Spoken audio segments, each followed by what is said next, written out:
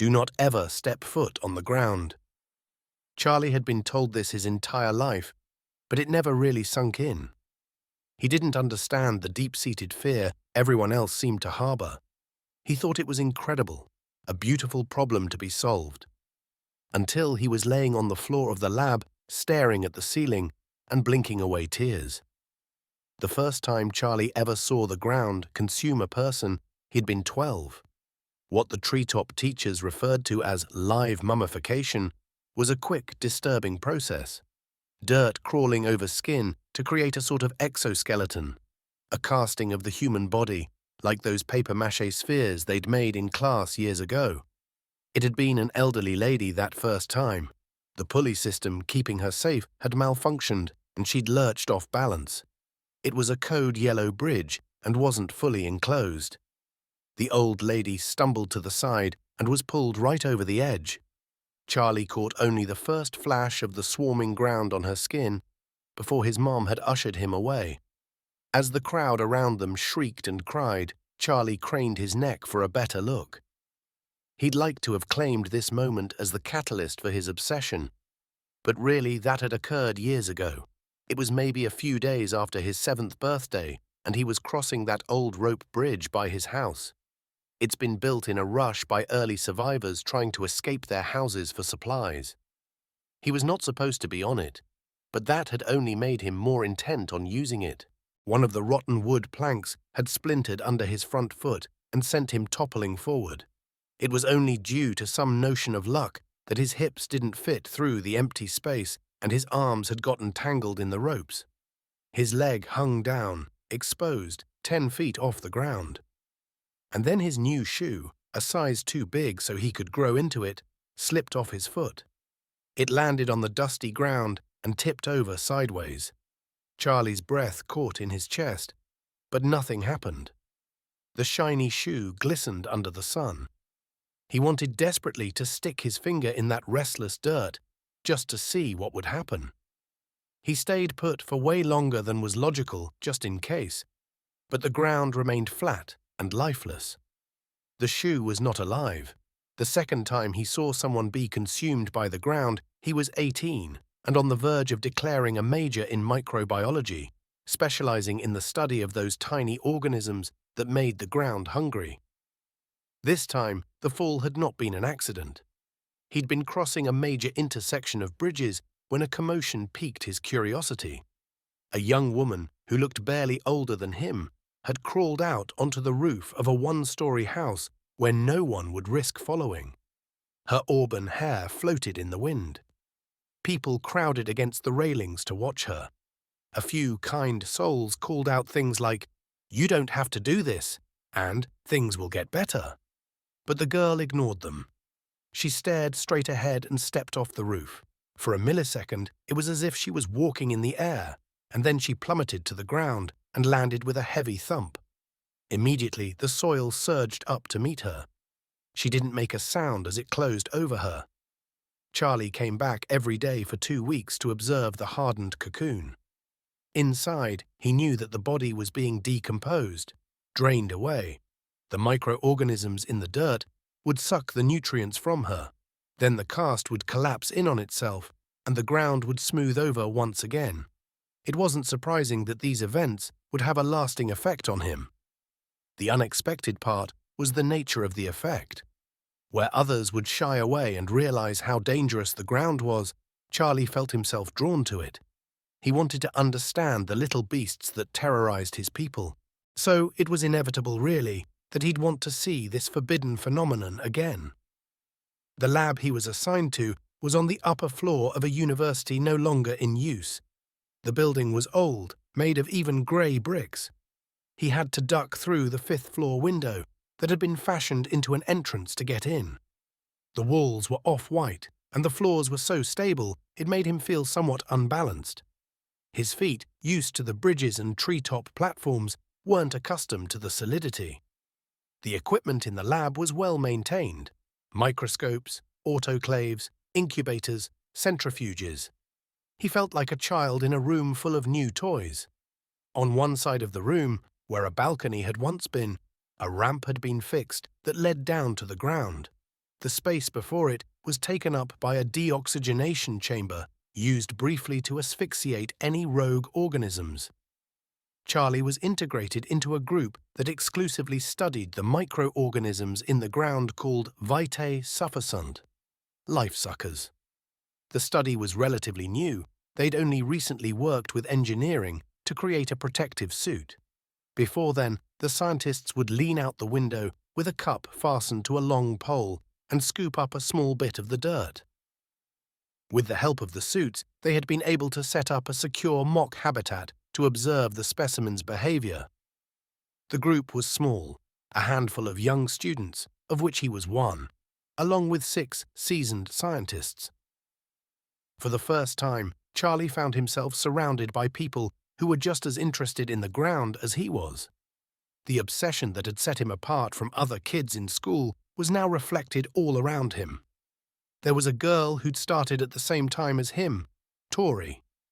She was short and had thin black hair chopped short around her ears. Because they were new, they were often assigned projects to work on together. He wasn't sure if he liked her, but it didn't matter much. There was an ongoing experiment that needed a fresh test subject, someone to stick a finger into the life-sucker habitat. Charlie volunteered immediately, exhilarated by the idea of being able to touch the ground. He pictured it being magical, a borderline religious experiment. He worked himself up over it for days, so that when it was finally time, he was almost bursting with excitement. The scientists heading the experiment placed him in the deoxygenation chamber with the container. Around him, they gathered clipboards, pencils poised to jot down any and all details. His forefinger was swiped clean with an alcohol wipe that made the skin feel dry. Tori unlocked the circular compartment in the top of the container. Slowly, breathlessly, Charlie lowered his hand into the habitat. The tip of his finger brushed the dirt. It was soft and damp as he pressed the finger down. Charlie blinked, and the soil began to stir. It tickled the pad of his finger. He watched in fascination as the hidden organisms began to climb up his skin. It was a strange sensation. The soil was cool and light. It felt more like a caress than a smothering. Tori clicked the stopwatch in her hand and began to count aloud. By the time she reached 7, the organisms were up to his wrist. He withdrew his hand. The seal on the opening caught most of the dirt and held it back, to the irritation of the organisms. He held his hand away from him, not trusting it. Tori latched the contained shut quickly. Someone on the outside of the chamber switched it on. They held their breaths as the oxygen rapidly drained from the room. A loud whirring assaulted Charlie's ears. His chest tightened. For a minute, they all felt like they were suffocating. Then it abruptly stopped, and the doors to the lab popped open. Oxygen flooded back in. Charlie sucked in a deep breath. He examined his hand. It was tingling and covered in little red blotches, but otherwise he was fine. No damage had ever been recorded from less than 10 seconds of exposure. Charlie glanced at the other set of doors over his shoulder, the ones that opened onto the ramp that led down to the ground. He longed to go through them, wanted to dig his hands in the ground and laugh as the organisms consumed him. He turned and walked back into the lab. A month later, he was given a protective suit and given the chance to wear it for the first time. He and Tori had been assigned to walk outside to a big oak tree and back. Charlie was thrilled. He stepped into the suit and pulled it up over his arms. A tech zipped him in and checked him over. The suit was a stiff layer of slick rubber designed to lack tread, so the organisms wouldn't be able to climb against gravity. The boots they were given were thick and clunky. They were tall, reaching up to his knees like a pair of extra-long rain boots. A device attached to the top of the boot sent out vibrations that they'd found would deter the organisms. The hood of the suit came up over his head and the visor was clicked into place. He saw the world through a glass partition. Then they were in the chamber and the doors behind them were closing. It was midday and the sun was shining. A breeze spirited a few brown leaves past the glass. The doors to the ramp opened. Charlie stepped out first. His heart pounded in his chest. It was right there, the ground. He walked quickly down the ramp, Tori following behind him at a more reserved pace. He paused at the end of it. The dirt was disturbed, as it always was when the organisms were present. It looked almost fluffy. Charlie took a deep breath and lifted one foot. He lowered it slowly to the ground, enjoying the crunch of soil underfoot. He leaned his weight forward, ready to take another step, but paused. The ground was shaking around his boot, pulsing in strange waves. It was trying to climb up his boot, he realized. He tried to pick up the foot, but felt resistance. The ground clung to his boot, pulling him back down. Charlie watched, entranced. He continued to pry his foot away, and eventually the dirt fell back down. He looked at Tori, whose face he could just see behind the visor. She looked equal parts disturbed and fascinated. Afterward, he felt like he'd been on another planet. It was amazing. He'd been on the ground, but he couldn't help feeling slightly disappointed. What had they learned during that expedition? Nothing new, nothing interesting.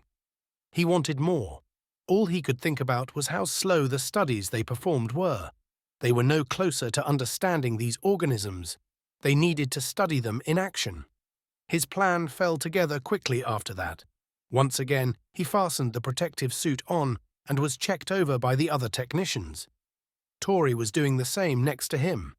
Charlie clapped a hand on her shoulder, and with the scalpel hidden in his palm, he sliced a tiny hole into her suit, the rubber splitting easily under a sharp blade. She turned and gave him a thumbs up. He hid the scalpel in one of his pockets. They walked through the chamber and out onto the ramp. The suit was heavy and sweaty against his skin. Through the visor, he saw the dirt-coated ground come closer and closer. The first step was always the most exciting.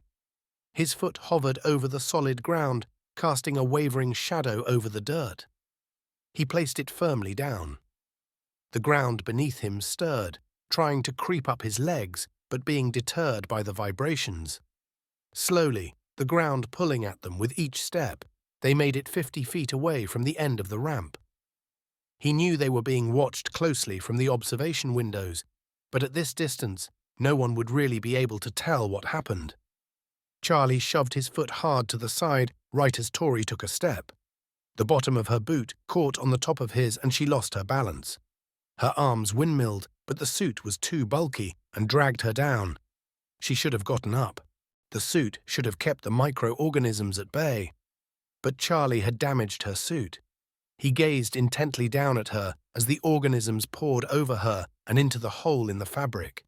He bent over as if to help her, but really, he just wanted to get a closer look. This near, it was mesmerizing. The dark earth swirled as though it was possessed. It rose and fell like a liquid. Tori cried out one last time before they closed over the top of her dark hair. Charlie ignored the panicked voices over his earpiece. Through his visor, the majority of the event had been captured, excepting, of course, when he purposefully tripped her. He'd made a huge leap in the field, no matter how tragic. The footage would help inform scientists for years to come. Except he didn't know, no one did, that after a feeding, the organisms laid their eggs. Hundreds of microscopic eggs stuck to his boots and were carried back into the facility. The eggs, not having to breathe oxygen yet, were not affected by the deoxygenation tank. Charlie stripped off his suit and hung it on the hook. Overnight, the eggs hatched, and those tiny, deadly microorganisms scurried to hide in the dust accumulated above cabinets and at the edges of the room. Charlie was the first person at the lab that morning, still buzzing with the exhilaration of the day before, ready to study the footage and propel their lab forward. When his skin started to itch, he thought nothing of it, until he noticed the little red dots on his forearm. Then the world tilted on its axis, and he crumpled to the floor. He'd made another major discovery that day. The skin of the microorganisms contained a deadly neurotoxin. There weren't enough creatures to make a cast over him. It was a slow death, during which all he could think about was how these organisms would feed on him, suck the life out of him. After, they'd lay their eggs. and the eggs would hatch, and the organisms would spread. His curiosity had doomed their entire town. He'd brought the ground to them.